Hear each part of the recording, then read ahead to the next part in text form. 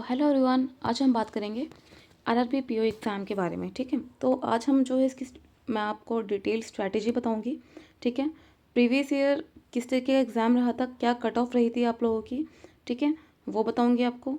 और साथ में आप आरआरबी पीओ ईजिली किस तरीके से क्रैक कर सकते हो जितने भी आपके रिमेनिंग डेज है, लाइक आपके 6 मंथ्स अभी हैं। तो इतने दिनों में आप किस तरीके से अपनी प्रिपरेशन मतलब स्टार्ट करके और मेंस लेवल तक ले जाकर कैसे आप एग्ज़ाम क्लियर कर सकते हो। तो लास्ट तक आप लोग इस वीडियो में बने रहना, आपको सारी एक एक चीज़ पता चल जाएगी। तो चलिए हम शुरुआत करते हैं। सबसे पहले तो एग्ज़ाम पैटर्न के बारे में। तो देखिए, आरआरबी पीओ में दो ही आते हैं ओनली सब्जेक्ट्स। ठीक है, लाइक आपका आईबीपीएस पीओ या एसबीआई हो गया, उसमें आपके 3 होते हैं। इंग्लिश उसमें जो है इंग्लिश आपका ऐड हो जाता है एक एक्स्ट्रा। ठीक है, लेकिन इसमें आपका रीजनिंग आता है और क्वांट आता है ओनली। और इसमें जो क्वेश्चन आते हैं 40 होते हैं और मैक्सिमम मार्क्स आपका 40, यानी कि 80 क्वेश्चंस और 80 मार्क्स, और आपको टाइम मिलता है 45 मिनट्स का। तो आप जो है इसमें सेक्शनल टाइमिंग नहीं है। सबसे मेन चीज़, इसमें सेक्शनल टाइमिंग नहीं होती। ठीक है, लाइक आपका आईबीपीएस पीओ या एसबीआई पीओ या क्लरिकल एग्ज़ाम में जो होता है, इसमें नहीं होती है। तो इसमें आप जो है एक क्वेश्चन को लाइक आप स्किप करके दूसरे सेक्शन में आप जा सकते हो। लाइक रीजनिंग में अगर आप क्वेश्चन कर रहे हो, ठीक है, तो वहाँ से स्किप करके आप क्वांट वाले सेक्शन में जा सकते हो, क्वांट से रीजनिंग वाले सेक्शन में आ सकते हो, कोई ऐसा इशू नहीं है उसमें। मेन चीज़ ये है कि इसमें जो है आपको इंग्लिश में तो ये होता है कि आपको जो है मतलब क्वेश्चन का कुछ पता नहीं होता है कि वो गलत भी हो सकता है, ठीक भी हो सकता है, मतलब एक्यूरेसी में गड़बड़ लगता है। लेकिन यहाँ पे ओनली आपके पास रीजनिंग एंड क्वांट है। अगर आपका कॉन्सेप्ट बहुत अच्छे से क्लियर हो जाता है तो आप इसमें तुक्के वाली बात तो है ही नहीं। ठीक है, 80 में से अगर आप 70 भी करके आते हो, बहुत अच्छा है। अगर आपका प्रिपरेशन या 45 + 50, तो मतलब जितने करके आ रहे हो आपकी 100% एक्यूरेसी से ही रहेंगे, क्योंकि अगर इंग्लिश ऐड हो जाता है तो उसमें हमारी एक्यूरेसी डाउन हो जाती है। ठीक है, तो ये बहुत अच्छी चीज़ है आरआरबी में। तो ये तो हमारे प्रीलिम्स का। अब बात करते हैं हम मेंस की। अब मेंस में जो है आपका रीजनिंग आती है। ठीक है, इसमें 40 क्वेश्चन होते हैं और 50 मार्क्स का, मतलब कुछ कुछ क्वेश्चन जो आपके 1.2 मार्क्स के भी हो सकते हैं या 1.5 मार्क्स का भी हो सकता है कोई भी। ठीक है, क्वांट आता है आपका। इसमें क्वेश्चन सेम रीजनिंग की तरह 40 क्वेश्चन होते हैं 50 मार्क्स के। सेम इसमें भी 1.2 या 1.5 मार्क्स का हो सकता है। उसके बाद आपका है जीए। ठीक है, इसमें जीए में आपके 40 क्वेश्चन 40 मार्क्स के। अब बात आती है इन दोनों में, इसमें आपको चूज़ करना पड़ेगा। आप इंग्लिश लैंग्वेज भी यूज़ कर सकते हो या फिर हिंदी में भी। मैं अगर आपकी कंफर्टेबिलिटी के लिए अगर मैं बताऊं आपको, तो इंग्लिश बहुत ईजी होता है अगर हिंदी से कंपेयर करो तो। हिंदी बहुत टफ है, क्योंकि मैंने पेपर देखा हुआ है इसका। मैंने एलआईसी असिस्टेंट का एग्ज़ाम दिया था तो उसमें हिंदी था। और हिंदी इतना टफ होता है कि आप इंग्लिश में बहुत अच्छा स्कोर कर सकते हो लेकिन हिंदी में मुश्किल हो जाएगा, क्योंकि संज्ञा, सर्वनाम, विशेषण और ऐसे ऐसे आपको वर्ड्स दिखेंगे ना कि आपको समझ में नहीं आएगा कि इसमें से अलग अलग क्या है। तो आपको मैं यही बोलूँगी इंग्लिश प्रेफर करना, क्योंकि आप बाकी एग्ज़ाम भी दे चुके होगे। अगर आप फ्रेशर हो तो भी आपके लिए ईजी रहेगा, इंग्लिश ज़्यादा टफ नहीं है अगर इन दोनों को कंपेयर करो तो। बाकी तो है इंग्लिश भी टफ, लेकिन अगर कंपैरिजन करें इन दोनों का, तो इंग्लिश आपका ईजी है। ठीक है, उसके बाद आपका होता है कंप्यूटर नॉलेज। तो कंप्यूटर ज़्यादा टफ नहीं होता है, इसमें मतलब हाफ मार्क्स का एक क्वेश्चन होता है।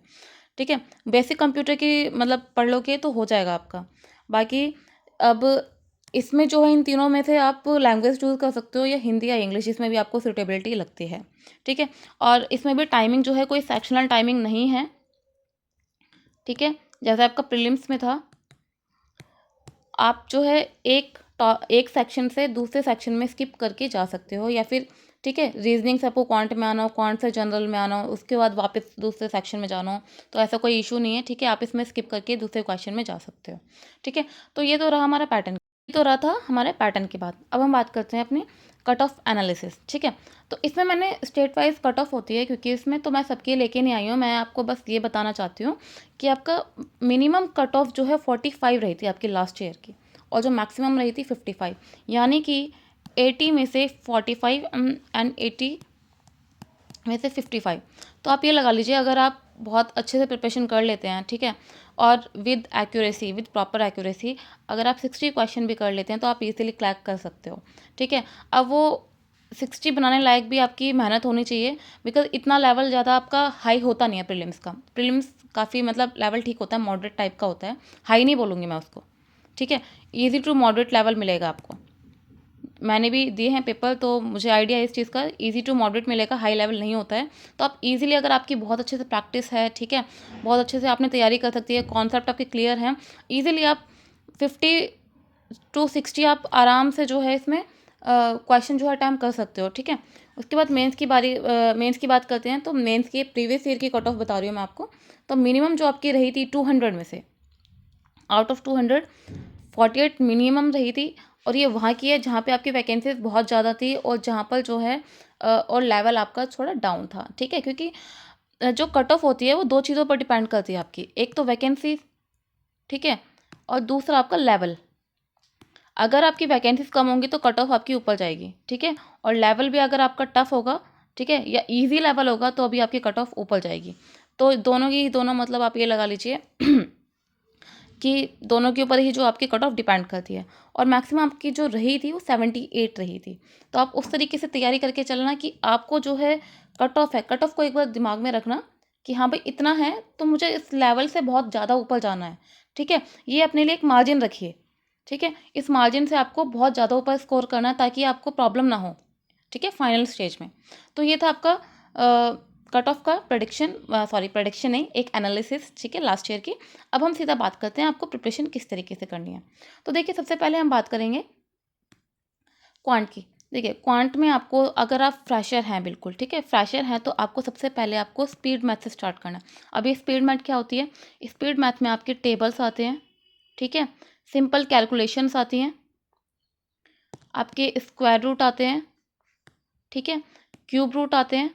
तो इन चीज़ों को पहले आप देख लीजिए, ठीक है? इनकी ट्रिक्स होती हैं, स्क्वायर रूट कैसे निकालना है, कैसे उनको बनाना है, ठीक है? क्यूब रूट कैसे निकालना है, तो काफ़ी ट्रिक्स हैं यूट्यूब चैनल पर। आप जो है, अगर मैं आपको सजेस्ट करने के लिए बोलूँ, तो कौशिक मोहंती सर हैं, यूट्यूब पर बहुत अच्छा पढ़ाते हैं वो। आप उनकी वीडियो ज़रूर देखना, बहुत अच्छे से आपके कॉन्सेप्ट जो है क्लियर हो जाएँगे। तो सबसे पहले आपको ध्यान देना है स्पीड मैथ पे। उसके बाद आपको जाना है चैप्टर्स पे। पहले आपको स्पीड मैथ, उसके बाद आपको चैप्टर्स पे जाना है, जो भी आपके टॉपिक्स हैं, ठीक है? उसके बाद आपको चैप्टर्स वाइज़ कॉन्सेप्ट क्लियर करने हैं। कॉन्सेप्ट क्लियर करने के बाद, उसके बाद आपको चैप्टर वाइज़ प्रैक्टिस करनी है। ऐसा नहीं कि आप सारे चैप्टर लगे जा रहे हो, ठीक है? सारा कन्फ्यूज़ हो जाएगा फिर आपके माइंड में। समझ में नहीं आएगा ये क्वेश्चन कौन से चैप्टर का है, किस तरीके से इसको सॉल्व करना है। तो आप जैसे पहले आप परसेंटेज चैप्टर कर रहे हो, तो परसेंटेज चैप्टर के प्रैक्टिस क्वेश्चंस लगाइए उसके बाद, तुरंत बाद ही, ठीक है? ऐसा नहीं कि परसेंटेज के बाद आप रेशियो स्टार्ट कर दिया, रेशियो के बाद प्रॉफिट एंड लॉस स्टार्ट कर दिया, उसके बाद आप जाके प्रैक्टिस कर रहे हो। तो वो जो कॉन्सेप्ट आपके दिमाग से निकल जाएंगे सारे, ठीक है? जब आपको लगे कि आपकी प्रैक्टिस बहुत अच्छे से हो गई है, ठीक है, आपने मतलब क्वेश्चंस आपके काफ़ी अच्छे से सॉल्व हो रहे हैं, उसके बाद आप नेक्स्ट चैप्टर पे जाइए, ठीक है? उसके बाद सेम वो चैप्टर कंप्लीट करने के बाद, उसके कॉन्सेप्ट क्लियर करने के बाद, उसके बाद दोबारा उसको प्रैक्टिस कीजिए। जब आपका पूरा क्वांट कंप्लीट हो जाए, ठीक है, जब आपका क्वांट के सारे टॉपिक्स कंप्लीट हो जाएँ, ठीक है, तो उसके बाद आप मॉक टेस्ट लगाइए, लेकिन सेक्शनल मॉक टेस्ट ओनली, ठीक है? कंप्लीट मॉक टेस्ट तो आपको तब लगाना है जब आपकी सारी प्रिपरेशन कंप्लीट हो जाए। लेकिन अभी जो है, सबसे पहले अगर आप स्टार्टिंग फेज़ में हो, बिल्कुल फ्रेशर हो आप, तो सेक्शनल मॉक टेस्ट लगाना है आपको जब आपका एक टॉपिक कंप्लीट हो जाए, यानी कि एक सेक्शन आपका क्वांट का, ठीक है? जब आपको पहले प्रीलिम्स पे जाना है, यानी कि ईज़ी जो क्वेश्चंस है उनको करना है, उसके बाद थोड़े हार्ड लेवल के क्वेश्चन करने हैं, ठीक है? क्योंकि आपको ओनली प्रीलिम्स ही नहीं निकालना है, मेंस भी आपका, तो मेंस में आपका लेवल एक लेवल ऊपर आता है आपका मेंस में। तो जैसे ही आपका प्रीलिम्स के यानी ईज़ी क्वेश्चंस करने लग जाओ, उसके बाद तुरंत जो है नेक्स्ट लेवल पे पहुँचो, ठीक है? ताकि आपके जो टफ क्वेश्चंस है वो भी आप इजीली सॉल्व कर पाओ एग्ज़ाम में, ठीक है? उसके बाद आपने मॉक टेस्ट तो लगा लिया, अब मॉक टेस्ट लगाकर आपको जो है मतलब फॉर्मेलिटी नहीं करनी है कि मॉक टेस्ट लगा दिया बस हो गया आपका। आपको एनालिसिस भी करनी है, ठीक है?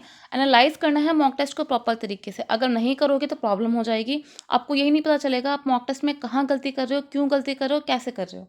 तो उसी चीज़ को आपको देखना है। लाइक आपका मॉक टेस्ट में कुछ क्वेश्चंस जो हैं आपने स्किप कर दिए, कुछ लेंथी थे, तो इसलिए आपने स्किप कर दिए। तो रीज़न आपको पता चला ना कि लेंथी, अब आपको ये देखना पड़ेगा वो लेंथी क्वेश्चन मतलब सच में था या फिर वो देखने में ही लेंथी था, ठीक है? क्योंकि मोस्टली आपको देखने को मिलेगा जो लेंथी होंगे क्वेश्चन, उनके कॉन्सेप्ट अगर क्लियर है तो बहुत ईज़िली सॉल्व हो जाते हैं वो 1-2 लाइन में, ठीक है? दूसरा, आपने जो रॉन्ग क्वेश्चंस किए हैं, जो आपके गलत हुए हैं, वो क्यों हैं, ठीक है? अगर गलत हुए हैं, आपका कॉन्सेप्ट क्लियर नहीं है इसका मतलब, तो उस कॉन्सेप्ट को दोबारा जाइए, दोबारा उसको क्लियर कीजिए, ठीक है। तो इस तरीके से आपको मॉक टेस्ट को एनालाइज करना है प्रॉपर तरीके से, ऐसे नहीं फॉर्मेलिटी कर दिया, हाँ ये गलत हो गया कोई बात नहीं, ठीक है। तो अगर इस तरीके से आप करोगे तो आपका 101% क्वांट बहुत अच्छे से हो जाएगा आपका, ठीक है। और साथ में आपको क्विज भी लगानी है, ठीक है। काफ़ी स्मार्ट किड ऐप है एक, और साथ में 24/7 है, तो वहाँ पे आपको क्विज़ेज़ मिल जाएंगी, ठीक है। आप क्विज़ेज़ जो है जब भी टाइम लगे 10-10 मिनट की होती हैं, ठीक है। 10 क्वेश्चंस होते हैं उनके अंदर, तो आपका जो है अच्छे से मतलब एक तरीके से स्पीड भी बढ़ेगी आपकी उससे, और साथ में आपकी एक्यूरेसी तो है ही, क्वांट में तो तुक्के वाली बात होती नहीं है, ठीक है। तो स्पीड के लिए आपको मेनली करना है, स्पीड आपको बढ़ानी है तो क्विज़ लगाइए, ठीक है, मॉक टेस्ट लगाइए, तभी आपकी स्पीड जो है बढ़ेगी। तो ये था सारा क्वांट के ऊपर। अब नेक्स्ट है हम रीजनिंग की बात करते हैं। तो रीजनिंग में भी सबसे पहली चीज़ कॉन्सेप्ट क्लियर करना है। अब इसमें कॉन्सेप्ट तो वाली बात होती नहीं है, ऑल्दो रीजनिंग में आपका मेन होता है प्रैक्टिस और लॉजिक समझना, ठीक है। जैसे आपके बहुत से टॉपिक्स हैं रीजनिंग में, आपका ब्लड रिलेशन हो गया, ठीक है, और आपका इनइक्वालिटीज़ हो गए। तो क्वेश्चन आप एक बार समझ लोगे ना कि किस तरीके से करना है। जैसे ब्लड रिलेशन के लिए कुछ कुछ ट्रिक्स होती हैं, ठीक है। सिस्टर के लिए हमने माइनस कर दिया, ब्रदर के लिए प्लस कर दिया, ठीक है।